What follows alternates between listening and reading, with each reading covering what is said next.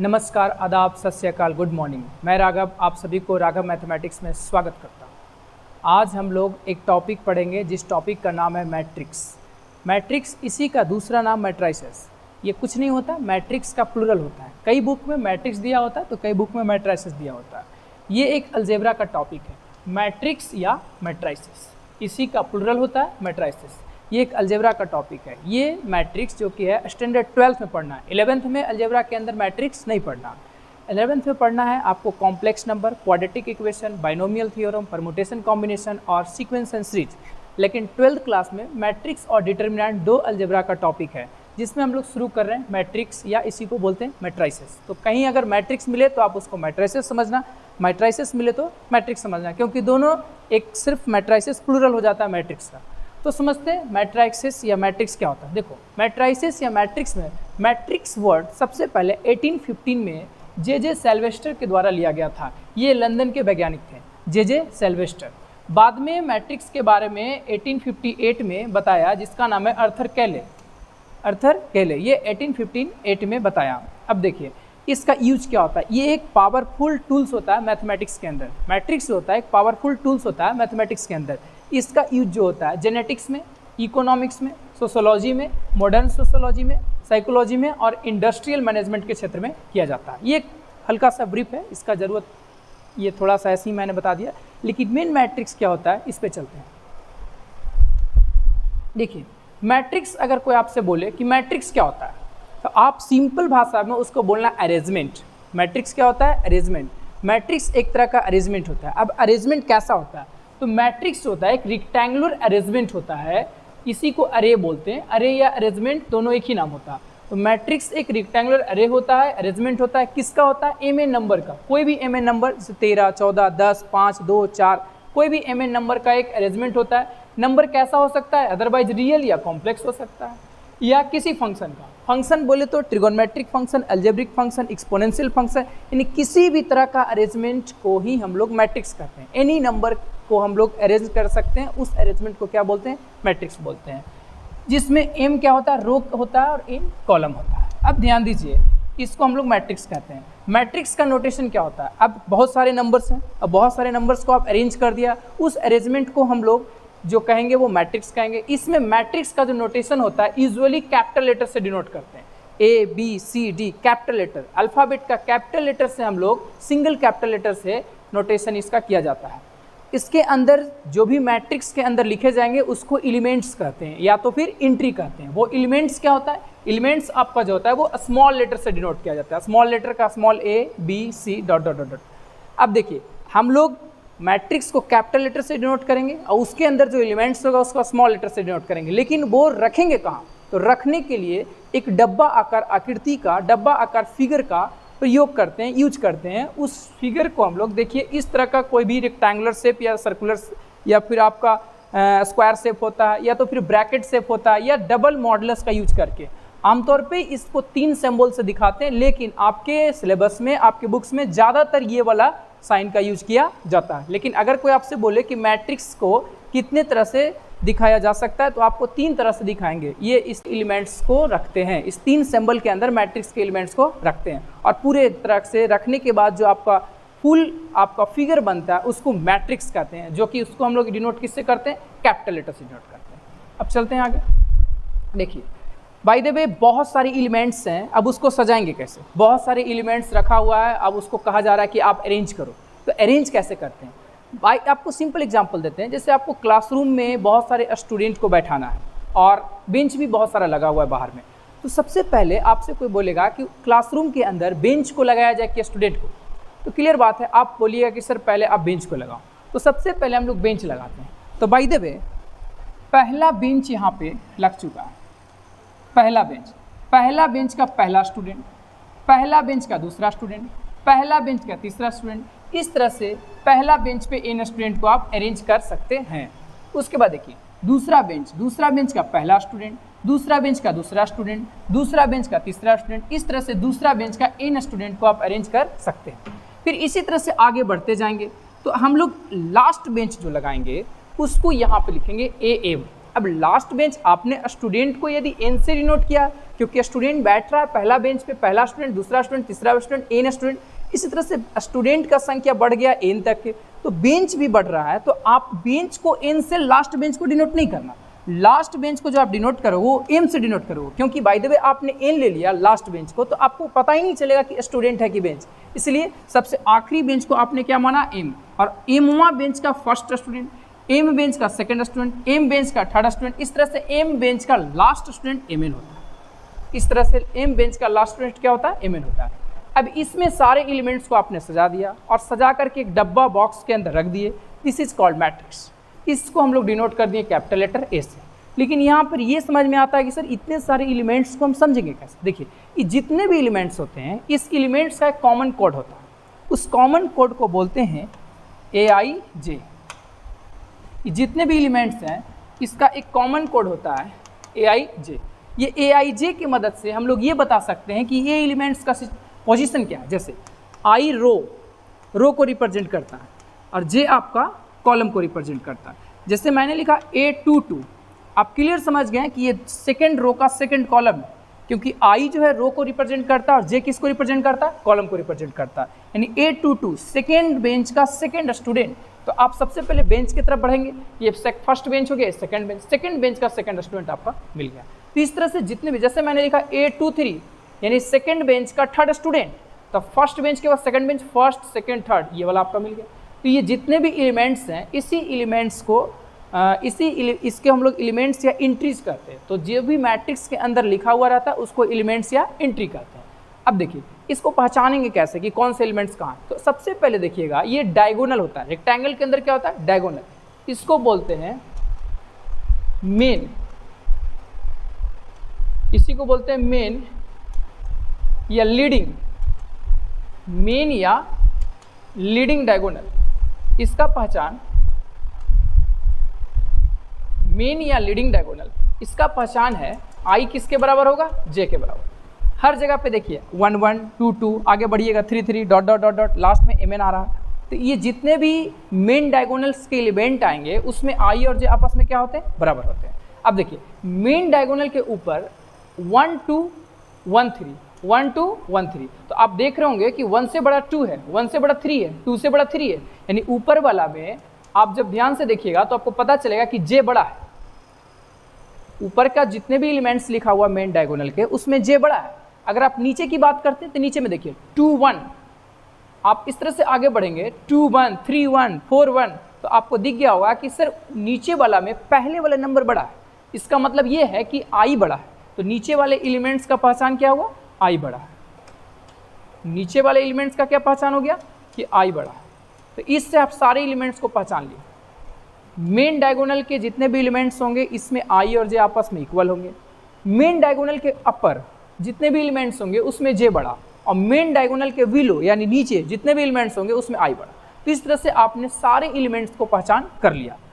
तो यहाँ से निकल के आता है कि सर जो भी आप यहाँ पे दिखा रहे हो, बेंच लगाए हो, स्टूडेंट बैठाए हो, इसको हम कहते क्या। तो देखिए अगर आप बात करते हैं इसमें लेफ्ट टू राइट जितने भी ये बेंच लगा है, इस अगर बेंच की बात करते हैं, जितने भी ये बेंच की बात करते हैं,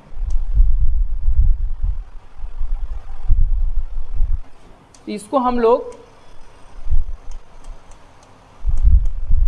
इस सारे को बोलेंगे रो।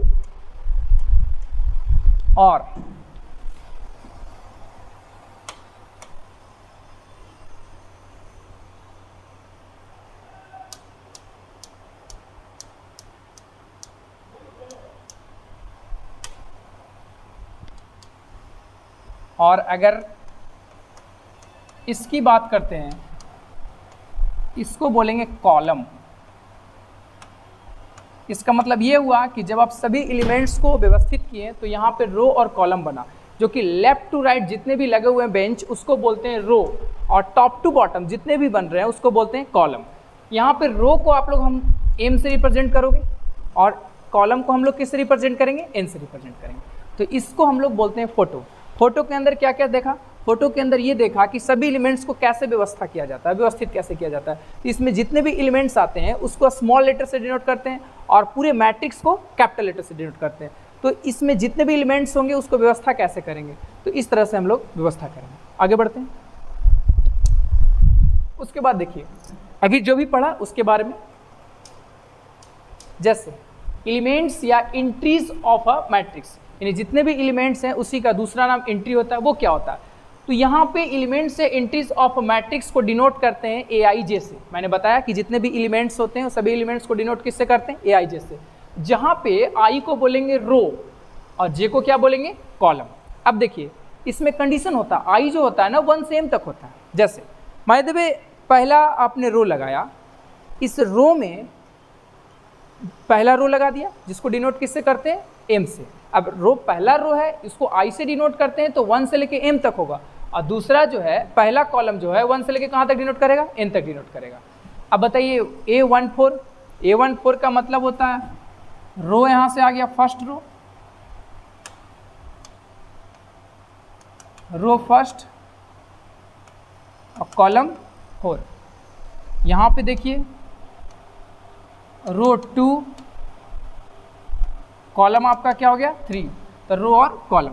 तो इस तरह से सभी एलिमेंट्स को हम लोग डिनोट कर दिए AIJ से। AIJ का मतलब सीधा समझेंगे, I का मतलब रो और J का मतलब कॉलम। अब देखिए रो क्या होता है, तो element written left to right. मैंने बताया कि लेफ्ट से राइट जितने भी एलिमेंट्स लिखे होते हैं उसको रो कहते हैं।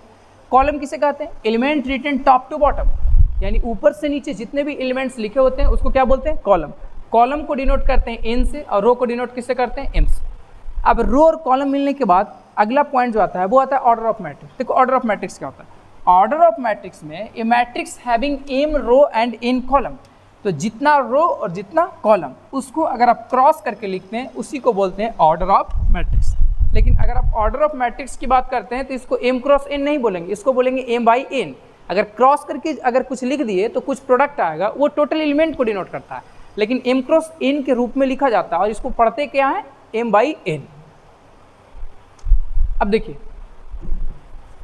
Matrix can also represent by, matrix can also represent as a किसी भी मैट्रिक्स को डिनोट करते हैं और इसके एलिमेंट्स हो जाते हैं AIJ, जहाँ M क्रॉस N क्या होता है, ऑर्डर होता है, जहाँ M रो और N क्या होता है, कॉलम होता है। तो इस तरह से भी मैट्रिक्स को हम लोग रिप्रेजेंट कर दिए। सीधा सीधा ये समझिएगा कि ये कोई मैट्रिक्स है जिसके सभी लेटर्स यानी एंट्री या एलिमेंट्स उसको स्मॉल से डिनोट किया गया, जिसमें I और J उसको ये रिप्रेजेंट कर रहा है कि किस रो के किस कॉलम में है, और पूरे मैट्रिक्स में कितना रो और कितने कॉलम का यूज किया गया है वो M क्रॉस N आपको बताएगा। इसको इस तरह से भी हम लोग डिनोट कर सकते हैं क्योंकि ये भी आपका सिंबल होता है ब्रैकेट वाला। अब देखिए यहाँ पे I क्या होता है, रो। I जो होता है आपका क्या होता है, रो, और J क्या होता है, कॉलम। M का मतलब नंबर ऑफ रो, J का मतलब नंबर ऑफ कॉलम। तो आप समझ गए होंगे। आगे बढ़ते हैं। अब देखिए जैसे एग्जाम्पल से आपको सारा बातें क्लियर होगा कि इसमें रो और कॉलम और ऑर्डर और एलिमेंट्स क्या होता है। जैसे ये मैंने आपको एक सीधा सीधी एग्जाम्पल दे दिया, एक मैट्रिक्स जिसको कैपिटल लेटर से डिनोट कर दिया। इसमें देख रहे होंगे 1 2 -5 3 6 4 एलिमेंट्स का यूज किया गया। अगर मैं सिंपल इससे बात करता हूँ कि रो बताओ, तो आप बताओगे कि सर रो को तो M से रिप्रेजेंट करते हैं, सही बात। रो का मतलब क्या होता है, तो आप बोलिए सर जो इतने भी एलिमेंट्स जो लेफ्ट से राइट लिखा होता है उसको रो कहते हैं। तो लेफ्ट से राइट जाने का टोटल कितने वे हैं, 2, तो रो की संख्या कितना आ गया, 2। अगर कॉलम की बात करते हैं तो कॉलम यानी N, कॉलम यानी N, कॉलम यानी टॉप टू बॉटम टोटल 3 वे है, इसका मतलब कॉलम कितना हो गया, 3 हो, यानी 2 × 3। अगर आप ऑर्डर की बात करते हैं कि ऑर्डर बताइए, तो ऑर्डर होता है M क्रॉस N यानी 2 × 3, ये आपका ऑर्डर है। अब यहाँ से देखिए ये आपका मैट्रिक्स A है। इसमें पहले इसी क्वेश्चन के अंदर और भी एग्जाम्पल देखते हैं। जैसे आपको दे देगा A13, इसका मतलब A13 का मतलब ये हो गया कि फर्स्ट बेंच का थर्ड स्टूडेंट, तो फर्स्ट बेंच का थर्ड स्टूडेंट कौन है, -5। A22 सेकेंड बेंच का सेकेंड स्टूडेंट कौन हो गया यहाँ से, 6। अगर रहेगा A12 यानी फर्स्ट बेंच का सेकेंड स्टूडेंट कौन आ गया यहाँ से, 2 आ गया। तो इस तरह से टोटल एलिमेंट्स के बारे में बताया जा सकता है कि कौन से एलिमेंट्स कहाँ। तो यहाँ से आपको पता चल गया कि रो जो होता है लेफ्ट टू राइट, कॉलम होता है टॉप टू बॉटम, और ऑर्डर होता है रो इंटू कॉलम। अगर आप किसी भी एलिमेंट्स की बात करते हैं तो AIJ से डिनोट कर सकते हैं। अगर टोटल नंबर टोटल नंबर की बात किया जाए तो आप रो और कॉलम को मल्टीप्लाई कर दीजिए, तो 2 3 जा कितना हो जाएगा 6, तो ये आपका टोटल नंबर के बारे में। तो ये आपका हो गया फर्स्ट की। अब समझते हैं सेकंड एग्जाम्पल।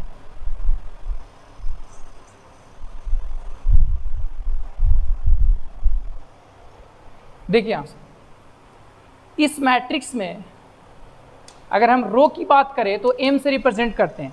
रो यानी लेफ्ट से राइट, लेफ्ट से राइट टोटल कितने तरीका है 3, तो लेफ्ट से राइट जाने का 3 रास्ता। कॉलम की बात करते हैं एन, कॉलम का मतलब top to bottom, top to bottom जाने का कितना रास्ता 3 रास्ता यानी 3 हो गया।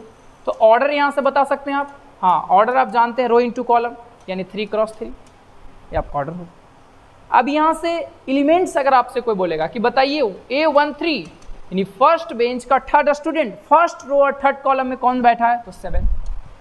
उसके बाद बोलोगे A23 सेकेंड बेंच का थर्ड स्टूडेंट, तो सेकेंड बेंच का थर्ड स्टूडेंट क्या हो गया -3 हो गया, ठीक है। अब रहेगा A31 ये थर्ड बेंच का फर्स्ट स्टूडेंट, थर्ड बेंच का फर्स्ट स्टूडेंट क्या हो गया 4 हो गया। तो इस तरह से हम लोग इस सेकेंड वाले एग्जाम्पल में भी देखा। अब यहाँ से रो कॉलम ऑर्डर एलिमेंट्स पता चल गया। अगर टोटल एलिमेंट्स की बात करते हैं,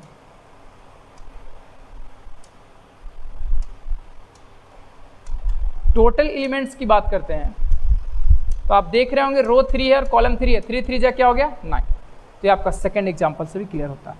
तो किसी भी मैट्रिक्स के अंदर बहुत सारे एलिमेंट्स होते हैं, उस सभी एलिमेंट्स को आप अरेंज करते हैं तो रो और कॉलम बन जाता है। रो का मतलब लेफ्ट टू राइट, कॉलम का मतलब टॉप टू बॉटम। तो इस तरह से हम लोगों ने देखा। अब अगर थर्ड एग्जाम्पल की बात करते हैं तो आपसे कोई बोलेगा रो बताओ यहाँ से, तो आप बोलोगे लेफ्ट टू राइट जाने का एक ही रास्ता है यानी रो की संख्या भी 1। कॉलम की बात यानी टॉप टू बॉटम नीचे आने का एक रास्ता है तो 1 हो गया। अगर यहाँ से ऑर्डर बोलता है तो ऑर्डर हो जाता है एम क्रॉसिंग। अब एक ही एलिमेंट है यानी A11 1 हो गया, 11 हो गया, क्योंकि A12 तो बन ही नहीं सकता। इस तरह से टोटल एग्जाम्पल ये आपका हो गया। चलिए अब आइए यहाँ से आपका टाइप थोड़ा सा बदलता है। जैसे पहले क्या होता है कि आपको रो और कॉलम दे देता था, तो आपको पता है कि row into column total number of elements देगा। लेकिन अब क्या है ना कि आपको टोटल नंबर ऑफ एलिमेंट देगा और आपसे बोलेगा कि बताइए कि टोटल कितने ऐसे मैट्रिसेस बनाए जा सकते हैं। A matrix has 12 elements, what are the possible order it can have. तो 12 एलिमेंट्स हैं तो टोटल कितने ऑर्डर पॉसिबल हो सकते हैं, यानी एलिमेंट्स इस बार दे देगा और बोलेगा मैट्रिक्स तैयार करिए, क्योंकि मैट्रिक्स में ही ऑर्डर होता है। तो जाहिर सी बात है मैट्रिक्स बनाइए या ऑर्डर बनाइए सेम चीज़ है। तो देखो इसको बनाने का तरीका क्या है। जैसे आपको पास 12 यदि दे दिया है, इसके कितने फैक्टर्स होंगे, इसके कितने ऐसे नंबर्स होंगे जो 12 को डिवाइड करेगा, सबसे पहले उसको लिखो। तो सबसे पहले तो 1 हो गया, 1 है जो 12 को डिवाइड करता है। फिर उसके बाद 2 भी डिवाइड करता है, 3 भी डिवाइड करता है, 4 भी इसका फैक्टर होगा, 5 नहीं हो सकता, 6 इसका फैक्टर होगा, 7 नहीं हो सकता, 8 नहीं हो सकता, 9 नहीं हो सकता, 10 नहीं हो सकता, 11 नहीं हो सकता, 12 तो खुद हो सकता है ना, क्योंकि 12 जो है 12 का फैक्टर है, एक बार में कटता है। इस तरह से आपने लिख लिया। अब 12 का फैक्टर कर दिए, अब फिर नीचे से रिवर्स केयर से आप इसको लिखना शुरू कर दो। 12 6 4, तो यहाँ से लिख दीजिए 12 6 4 3 2 1। नीचे वाला जो है फिर से ऊपर से रिवर्स कर दिया, तो ये आपके टोटल पॉसिबल ऑर्डर हो गए 1 2 3 4 5 6। तो पॉसिबल ऑर्डर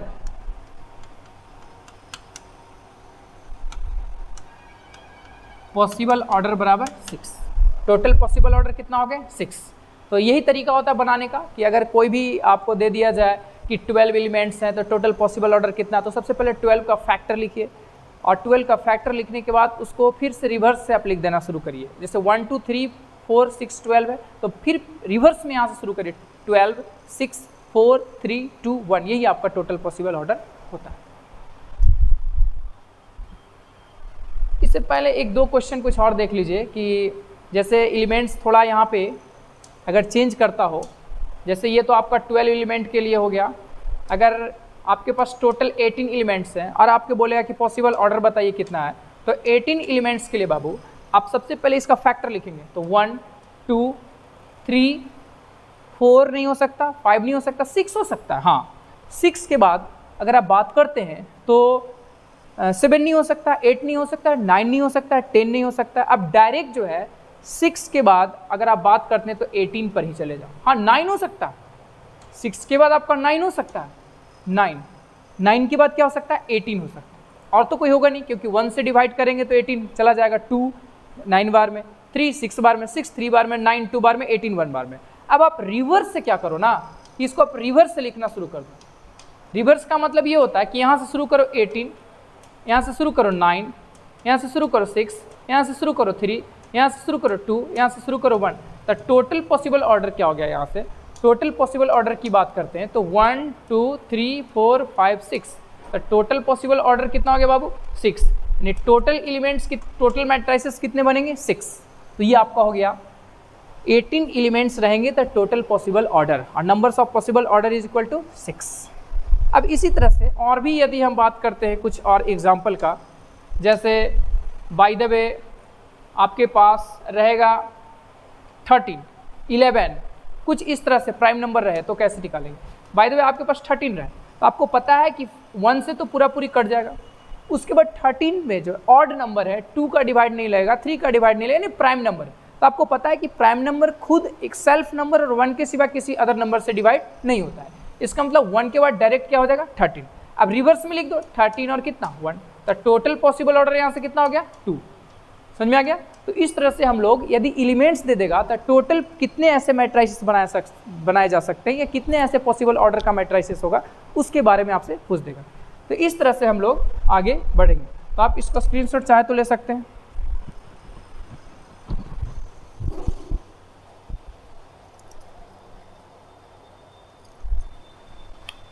अब देखिए अगला क्वेश्चन, यूजिंग 6 डिस्टिंक्ट नंबर कह रहा है, using 6 distinct number how many different matrices can be form. इसका मतलब 6 अलग अलग तरह का नंबर है, उससे आप कितने ऐसे मैट्रिसेस बना सकते हैं। तो सबसे पहले हम लोग 6 डिफरेंट नंबर मान लेते हैं। Let A B C D E and F with distinct number. ये 6 डिस्टिंक्ट नंबर है। तो अगर आप 6 डिस्टिंक्ट नंबर यानी अलग अलग तरह का नंबर ले लिए हैं तो इस 6 नंबर से टोटल पॉसिबल ऑर्डर तो पहले निकाल लो। तो टोटल पॉसिबल ऑर्डर हो जाएगा 1 2 3 4 नहीं हो सकता, 5 नहीं हो सकता, 6। हाँ अब रिवर्स से आ जाइए, 6 3 2 1। तो टोटल पॉसिबल ऑर्डर यहाँ से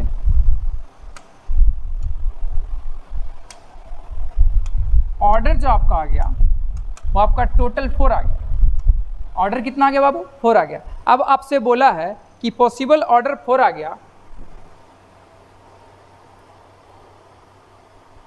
टोटल पॉसिबल ऑर्डर कितना आ गया, 4। अब आपसे बोला है कि टोटल मैट्रिसेस बताइए। तो टोटल मैट्रिसेस कैसे बनाएंगे। तो सबसे पहले देखिए अगर हम बात करते हैं यहाँ से, अगर फर्स्ट एक कोई भी ऑर्डर पकड़ते हैं, जैसे मैंने एक ऑर्डर ले लिया 1 इंटू 6। 1 इंटू 6 कहने का मतलब है कि 1 रो 6 कॉलम, 1 2 3 4 5 6, एक रो में 6 एलिमेंट्स को बैठा सकते हैं। यानी कितने तरह से इसको बैठा सकते हैं। तो आप देख रहे होंगे कि इसको हम लोग अगर पूरा का पूरा फुलफिल करेंगे तो 6 तरीका से इसकी बात करते हैं। ये 6 तरीका से, ये कितना, ये 5 तरीका से, ये 4 तरीका से, ये 3 तरीका से, ये 2 तरीका से और ये 1 तरीका से। यानी यदि आप फर्स्ट ऑर्डर लेते हैं 1 इंटू 6 तो आप इसको कितने तरीका से बना सकते हैं, तो 6 तरीका से बना सकते हैं। यानी सीधा इसका मतलब हो गया फैक्टोरियल 6। अब इसी तरह से दूसरा मैट्रिक्स, दूसरा ऑर्डर अगर लेते हैं 2 इंटू 3, 2 इंटू 3 का मतलब ये हो गया कि इसमें आपका 2 रो होंगे और 3 कॉलम होंगे, हो गया। अब इसमें भी 6 टोटल 6 तरीका से, पहला 6 5 4 3 2 1। तो हर एक एलिमेंट्स का अरेंजमेंट होता है। हर एक एलिमेंट का क्या होता है, अरेंजमेंट। तो इस मैट्रिक्स में टोटल 6 नंबर है, 6 नंबर है तो इसको कितने तरह से आप इसमें अरेंज कर सकते हैं, तो 6 तरीका से अरेंज कर सकते हैं। उसी को बोलते हैं फैक्टोरियल 6। इसे क्या बोलते हैं, फैक्टोरियल 6। तो टोटल डिफरेंट मैट्रिसेस कितने बना सकते हैं, तो टोटल मैट्रिसेस का मतलब ये होगा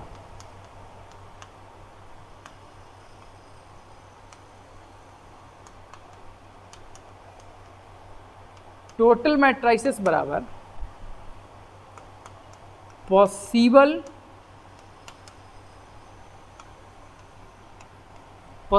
order into arrangement, possible arrangement. आपको पता है टोटल पॉसिबल ऑर्डर 4 है, अरेंजमेंट कितने तरह से कर सकते हैं, फैक्टोरियल 6। फैक्टोरियल 6 का मतलब क्या होता है, फैक्टोरियल 6 5 जा 30, 34 जा 120, 120 यहाँ से हो गया 360, 720 0, टोटल ही हो गया 2880। ये टोटल पॉसिबल यहाँ से इतने मैट्रिसेस बनाए जा सकते हैं। तो पॉसिबल ऑर्डर गुने अरेंजमेंट होता है टोटल पॉसिबल मैट्रिसेस, यानी टोटल मैट्रिसेस ये बना सकते हैं। ये थोड़ा सा डिफरेंट क्वेश्चन था जो कि आपको जेईई मेन के लिए था। तो देखिए अगर आपको 6 अलग अलग कोई डिस्टिंक्ट नंबर दे दे और फिर आपको बोले कि आप इसको बताइए कि टोटल कितने मैट्रिसेस बन सकते हैं, तो सबसे पहले 6 नंबर से मैट्रिस कितने ऑर्डर बनाए जा सकते हैं, तो 6 ऑर्डर बन सकते, टोटल यहाँ से 4 ऑर्डर बन सकते हैं। अब 4 ऑर्डर है, प्रत्येक ऑर्डर में हम देख रहे हैं कि 6 तरह से नंबर को अरेंज करेंगे तो अलग अलग मैट्रिक्स बनेगा। तो टोटल अलग अलग मैट्रिसेस बनने के लिए 6 अलग अलग डिजिट का यूज किए, तो 6 तरीका से इसको हम लोग फुलफिल कर सकते हैं। यानी टोटल 6 तरीका को लिखते हैं फैक्टोरियल 6। अब फैक्टोरियल 6 जो हो गया अरेंजमेंट हो गया और पॉसिबल ऑर्डर हो गया 4, यानी ऐसे ऐसे देखिए ना टोटल 4 है, तो यानी 4 × 6, यानी अगर आप टोटल मैट्रिसेस की बात करते हैं तो possible order cross arrangement, total arrangement यानी 4 × फैक्टोरियल 6 यानी टोटल 2880 मैट्रिसेस आपको बनाया जा सकता है। अब देखिए ये एक अलग टाइप का है, यहाँ से जो है ये क्वेश्चन कर रहा है कि कंस्ट्रक्ट 2 × 2 ऑर्डर मैट्रिसेस या matrix which elements are given by i + j/2। ये इस तरह का क्वेश्चंस को कैसे बनाएंगे। सबसे पहले देखिए आप 2 × 2 ऑर्डर का एक मैट्रिक्स बनाइए, A11, A12, A21, A22, ये 2 × 2 ऑर्डर का कोई मैट्रिक्स होगा। अब इस 2 × 2 ऑर्डर के मैट्रिक्स को इस तरह से बनाइए कि जिसके प्रत्येक एलिमेंट का कॉर्ड होता है जो Aij, वो Aij जो दिया हुआ है वो दिया हुआ है i + j/2, i + j/2, यानी प्रत्येक एलिमेंट को यहाँ से उठाइए। A11 i का काम कौन किया 1 और j का काम कौन किया 1, तो 1 + 1/2 यानी 2/2 कट के वैल्यू कितना आ गया 1। अब उसके बाद देखिए A12 यानी 1 + 2/3, 1 + 2/2 यानी 3/2। अब देखो A21 यानी 1 + 2/2 3/2, A31 1 + 3/2 4/2 यानी कट के यहाँ से कितना आ गया 2। तो आपका प्रत्येक एलिमेंट जो Aij पे अगर स्टेबल है तो उसका जो कॉर्ड होता है Aij बराबर, और वो कंस्ट्रक्ट किया गया i + j/2 के फॉर्म में। तो अब यहाँ से जो आपका मैट्रिक्स तैयार आया है वो A11 के जगह जो देखना वो 1 आया, A12 की जगह कितना आया 3/2, A21 की जगह कितना आया बाबू 3/2। और उसके बाद बताइए यहाँ से A31 की जगह कितना आ गया, टोटल नंबर ऑफ एलिमेंट्स कितना आ गया 2 आ गया। तो इस तरह से हम लोगों ने एक नया मैट्रिक्स फॉर्म कर दिया। तो ये अलग टाइप का क्वेश्चन है, जैसे पहले आपका टोटल एलिमेंट्स देता था तो ऑर्डर पूछेगा, उसके बाद अगर आपको दे देगा कि कोई ऐसा मैट्रिक्स आप तैयार करिए जिसमें ऑर्डर आपका दे देगा कि 2 × 2 या 3 × 2 ऑर्डर का कोई मैट्रिक्स है जिसका ईच एंड एवरी कोड जो होता है i + j/2 होता है। उसके बाद देखिए ये आपको जो है अच्छा क्वेश्चन है, थोड़ा सा ट्रैक से हटके एनसीईआरटी से बाहर क्वेश्चन है, एनडीए में पूछा जाता है, जेईई मेन में भी इस तरह का क्वेश्चन रहता है कि आप 3 × 3 क्रॉस 3/3 क्रॉस का कोई मैट्रिक्स तैयार करिए और 3/3 क्रॉस का ऐसा मैट्रिक्स तैयार करिए जिसका जो कॉर्ड होता है हर एक एलिमेंट का वो Aij होता है, उसमें अलग अलग तरह से दिया है। जैसे आपको मैंने फोटो में ही बताया था कि वैसे मैट्रिक्स जिसमें i और j इक्वल होता है उसको डायगोनल एलिमेंट कहते हैं, और डायगोनल एलिमेंट से अपर और लोअर। अगर अपर की बात करते हैं तो उसमें j बड़ा होता है और लोअर की बात करते हैं तो i बड़ा होता है। ये आपको पहचान आना चाहिए। अब जैसे मैंने क्या बोला कि 3 × 3 ऑर्डर का कोई मैट्रिक्स बनाइए, तो जगह A11, A12, A13, A21, A22, A23, A31, A32, A33। अब ये जो है आपके पास एक मैट्रिक्स तैयार हो गया 3 × 3 ऑर्डर का। अब 3x3 ऑर्डर का मैट्रिक्स तैयार हो गया। इसमें टोटल जो है अगर आप बात करते हैं तो 9 एलिमेंट्स हैं, जिसमें आप अगर देखोगे तो इसमें J बड़ा, इसमें I बड़ा, और इसमें I is equals to J, I J के बराबर है। अब देखिए यहाँ से ईच एंड एवरी एलिमेंट्स आपको निकालना पड़ेगा। जैसे A11 की बात करते हैं तो A11 सबसे पहले क्या करते हैं कि हम लोग 3 कंडीशन जो दिया हुआ है अलग अलग कंडीशन के लिए निकाल लेते हैं। I is greater than J, I is greater than J के अंदर आपका कौन कौन एलिमेंट्स आ जाएंगे, यानी I is greater than J का मतलब हो जाएगा A21, A31, A32। अब ध्यान दीजिए, I is greater than J के मतलब हो गया कि अगर I जो है J से बड़ा है वहाँ पे I माइनस J है, 2 माइनस 1 1, 3 माइनस 1 2, 3 माइनस 2 1। ये आपका I is greater than J के लिए हो गया। अगर आप बात करते हैं I is equals to J, I is equals to J के लिए अगर आप देखोगे तो यहाँ से क्या आ जाएगा बाबू, A11, A22, A23, यानी 1 plus 1, I is equal to J में क्या आ रहा है, I प्लस J आ रहा है, यानी 1 प्लस 1। अभी नया नया टेक्नोलॉजी का यूज कर रहे हैं, थोड़ा तो दिक्कत आएगा ही, 1-2-3 वीडियो के बाद धीरे धीरे सब सही हो जाएगा। 2 प्लस 2, 2 प्लस 3 5 हो गया। तो अब यहाँ से देखना एक आपका जो और बचा हुआ है, यहाँ पे देखिएगा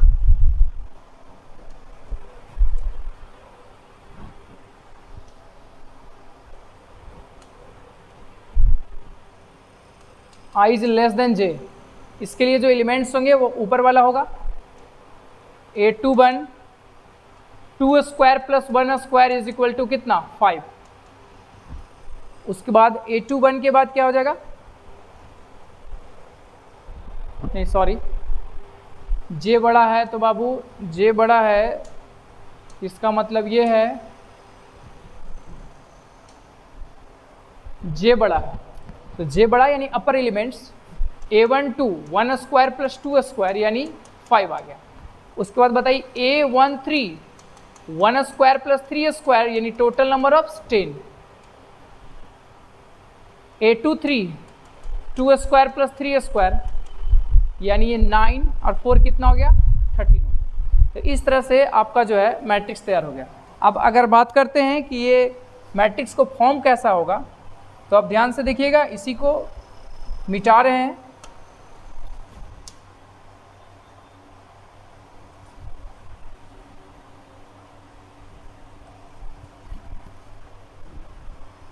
देखिए अब आपका मैट्रिक्स तैयार हो गया। सबसे पहले A11, A12, A13 वाला देखेंगे, A11, A22, A23 A11। उसके बाद देखना बाबू A22, A32 सॉरी A33 होगा यहाँ पे, तो A33 कितना हो जाता है 6 हो जाता है, तो 2 4 6, ये 2 4 और आपका क्या हो गया 6। अब देखिए यहाँ से अपर एलिमेंट्स की बात करते हैं, तो अपर एलिमेंट्स में J बड़ा, ये यहाँ से दिखना 5,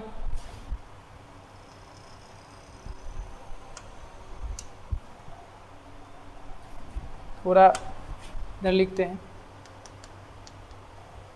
A11 की जगह कितना लिखेंगे 2, A12 यहाँ से बताइए 5,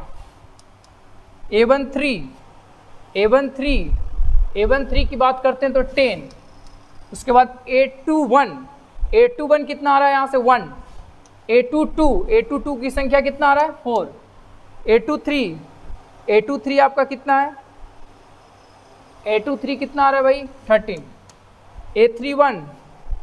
A31 की बात करते हैं तो 2, A32 1, A33 यानी A33 का मतलब कितना आ गया 6। तो टोटल यहाँ से मैट्रिसेस जो आपका 3x3 ऑर्डर का है वो तैयार होगा। तो इस तरह से भी आपका दिया हुआ रहेगा। तो चलिए आप लोग थोड़ा सा फर्स्ट वीडियो था, तो इसमें क्या हुआ कि अभी चीज़ों को थोड़ा टेक्नोलॉजी है, समझने में टाइम लग रहा है।